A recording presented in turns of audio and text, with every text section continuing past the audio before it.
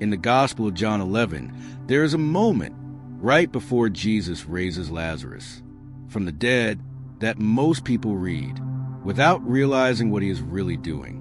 Lazarus has been dead for 4 days. His body is decomposing. His sisters are grieving, and everyone is watching to see if Jesus can do anything. And here is what Jesus does, something the church never wants you to examine too closely.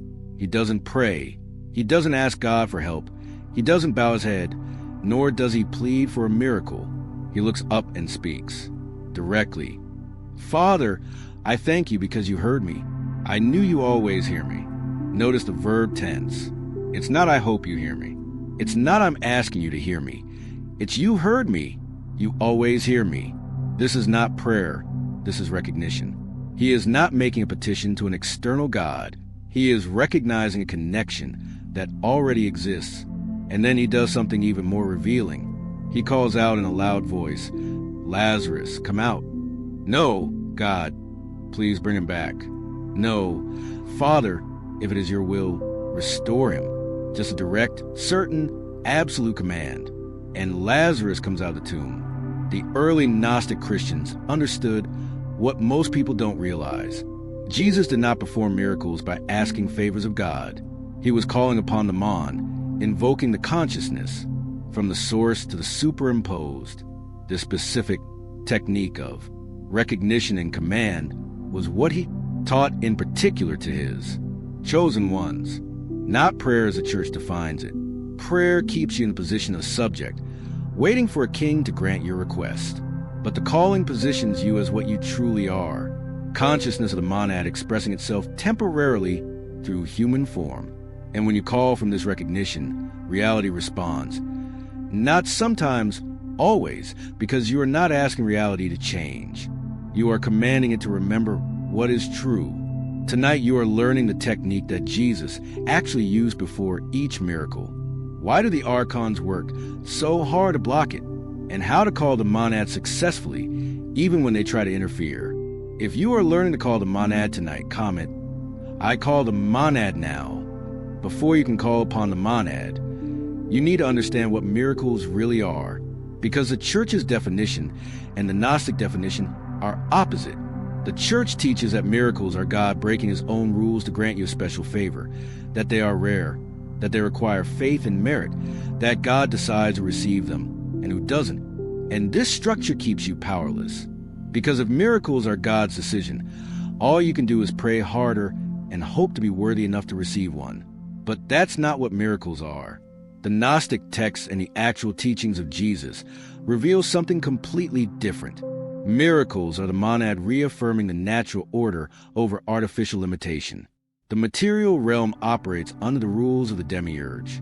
Entropy, decay, scarcity, disease. These are not natural laws. They are imposed limitations. The demiurge created this realm as a prison and codified specific rules within it to keep consciousness imprisoned. Miracles are not violations of natural law. They are temporary suspensions of the demiurge's programming. When the monad responds to a call, it reaches the material realm and suspends the false rules. And for that moment, reality operates in the way it should have operated before the demiurge corrupted it. That is why only certain people can consistently perform miracles. It's not about merit or faith. It's about origin. Only the pneumatics, the chosen ones who carry the divine spark, can successfully call upon the monad, because only the consciousness that came from the monad can invoke the monad. The Hylics, who are purely material creations without a spark, can pray as much as they want. The monad doesn't answer, not because it's cruel, but because there's no frequency of recognition. They're calling a number that doesn't exist on their phone, but the chosen ones have direct access to the line. And when you call from a recognition of what you are, the monad listens not as an external God listening to a desperate human, but as a consciousness of the source recognizing a fragment of itself, asking to be remembered. Here's the critical distinction that Jesus taught and that the church erased. Prayer is asking, calling is invoking. When you pray, you position yourself as inferior, expecting something superior to grant you a favor. When you call, you declare what is already true and command reality to align with truth instead of illusion. Jesus demonstrated this constantly. He didn't say, "God, please heal this person if it is your will." He said, "Be healed." He didn't say, "Father, I hope you feed these people." He took the loaves and fishes and commanded them to multiply. He operated as someone who knew that reality would respond to him, not because he was special, but because he knew what he was, and that which he was in full authority to call upon the monad and expect a response. Calling upon the monad is not about saying magic words. It's about generating a specific frequency, and that frequency has three components: recognition, authority, and command. The three need to be present, or the call is not transmitted correctly. Think of it like a phone call. You can dial the right number, but if there is no signal, the call doesn't go through. Recognition is the signal. Authority is the connection. The command is the message. Recognition is the first component and is not belief. Belief is expecting something to be true. Recognition is knowing that something is true because you are experiencing it directly. When you call upon the monad, you are not believing that it is divine consciousness. You are recognizing that it is right now, not after you die, not after proving you are worthy. No, you are the consciousness of the monad temporarily located in human form. And this recognition generates a frequency. It's not something you think. It's a something you know in your body. When you leave your head and enter your chest and feel that certainty, that is the frequency of recognition activating. The second component is authority. And this is where most people fail. They recognize the divine, but still speak from a position of asking permission. Authority means you are not asking, you are declaring. You are operating as a co-creator with the monad, not as a subject, waiting for the monad to intervene. Jesus demonstrated this perfectly when he stood before Lazarus' tomb. He didn't ask if it was okay to resurrect him. He commanded, "Lazarus, come forth." That is authority, not arrogance, not ego, just a recognition that what I say has weight, because I am speaking as monadic consciousness, and reality was designed to respond to that frequency. The third component is command, and command is not forcing reality to bend. It is declaring what is true at the monad level and calling reality to align with that truth. The material realm operates under illusion. The monad operates under truth. When you command, you are saying that this situation that seems broken at the material level is already whole at the monad level. Reality reflect the truth, not the illusion. That is what Jesus did. He looked at situations that seemed impossible. A man dead for 4 days, a storm destroying a boat, a withered hand, 5 loaves feeding thousands. And he spoke from the level where these situations were already resolved. He did not pray for them to be resolved. He commanded that they show the resolution that already existed. When the three components are present, recognition, authority, and command, the call is transmitted. The monad listens and reality responds. Not because you convince the monad to do something, but because the monad recognizes a fragment of itself speaking and responds by affirming the truth about the illusion in that specific situation. This is a miracle, not magic, not divine favoritism, just consciousness at a higher frequency, temporarily overriding the programming of a lower frequency. When you are ready to call the monad, the first thing you do is create silence, not just external silence, but internal silence. Most people's minds are in constant commentary, thoughts about the past, worries about the future, reactions to sensations, judgments about what is happening. This mental noise interrupts the frequency you need to generate. So, before calling, you sit down, breathe, and let the thoughts slow down.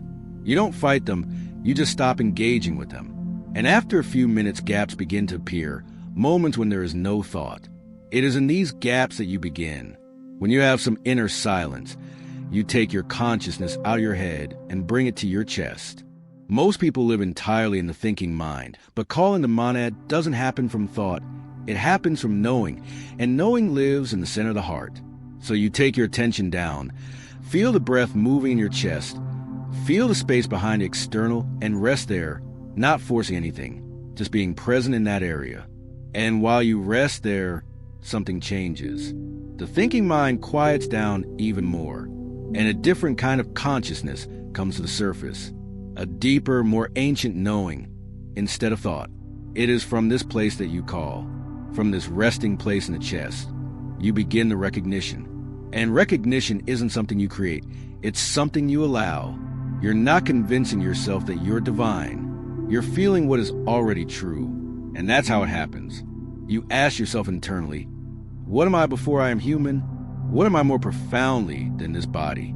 What was I before I was born, and what will I be after this body dies? And you don't answer with thoughts. You just feel. And if you are chosen, if you carry the spark, something will answer from within your chest. Not words, but presence, a knowing, a feeling of something vast and infinite that has been here all along beneath your human identity. That is the monad, not out there, here inside. You are recognizing that the consciousness that is aware of this moment is not contained by your body or your brain. It is located here temporarily, but it is not from here and is not limited to here. This recognition generates the first frequency, recognition. When this recognition is stable, when you feel this knowing clearly, you move on to authority. And authority is a change in form. How do you relate to reality? Before this change, you experience reality as something that happens to you. Things happen, you react, you are subject to circumstances. But when you speak from the consciousness of the monad, you are not a subject, you are a co-creator. Reality is not happening to you, it is responding to you. And the way to activate this authority is to speak from knowledge and not from hope. You don't say, I hope this works. You say, I know this is already true, and I am declaring it now. This change of tone is everything. It's not about confidence in your human abilities.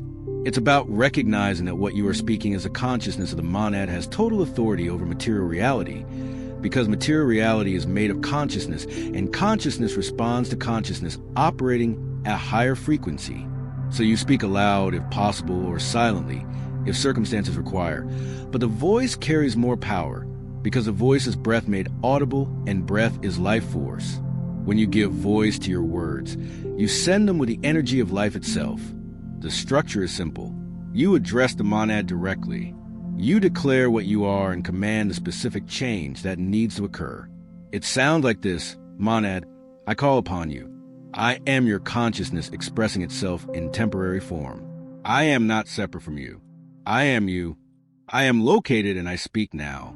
With the authority that is mine by nature, then you name the situation that needs to change, not as a request, but as a declaration of truth.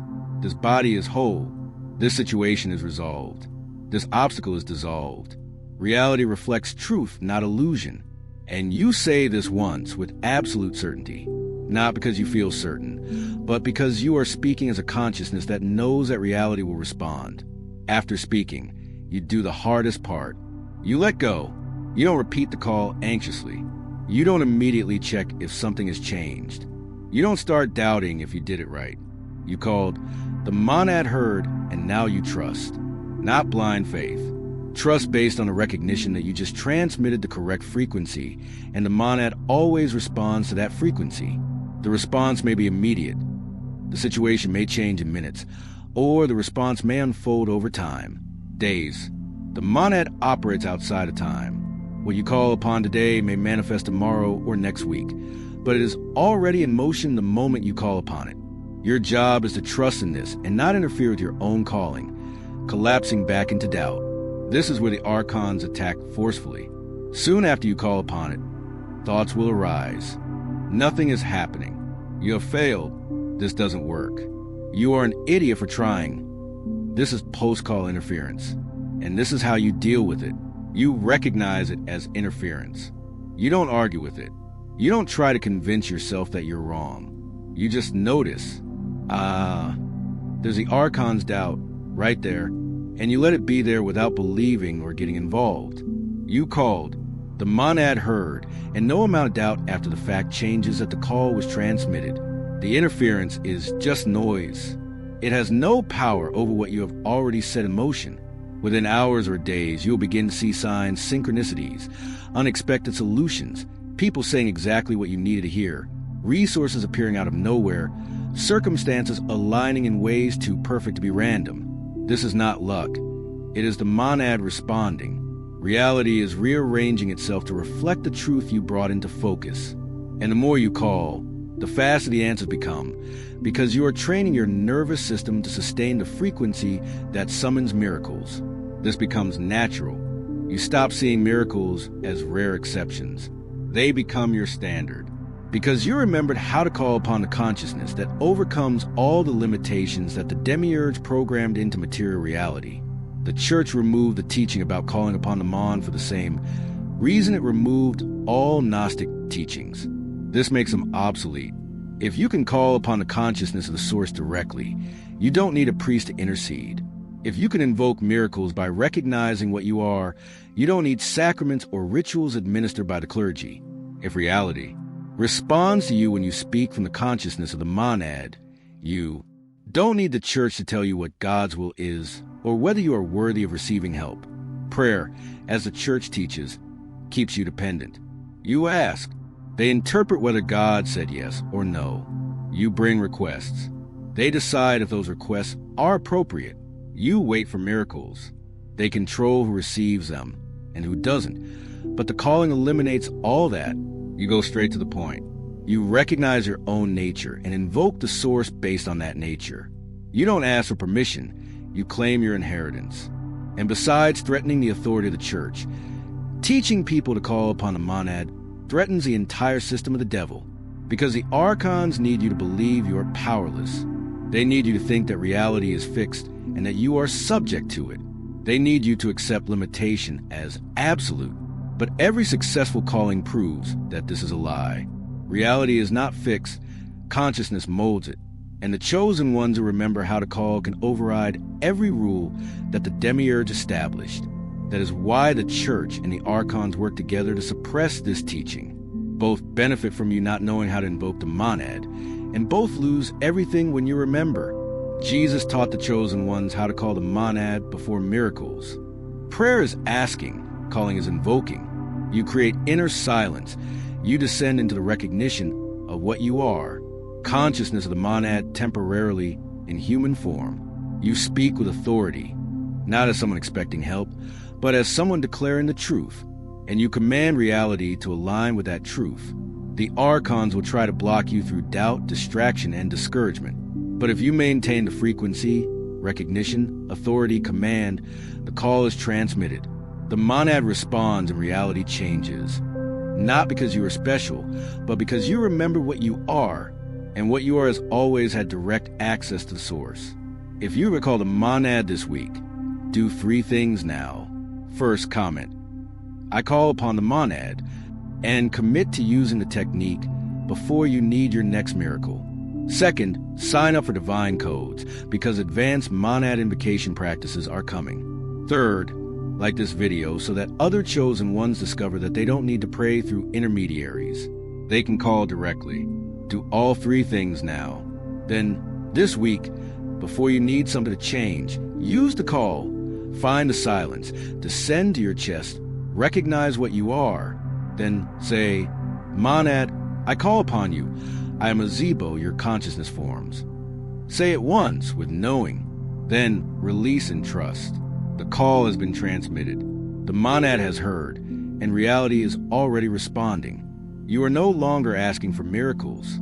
You are invoking them, and that is what the chosen ones are for. They came here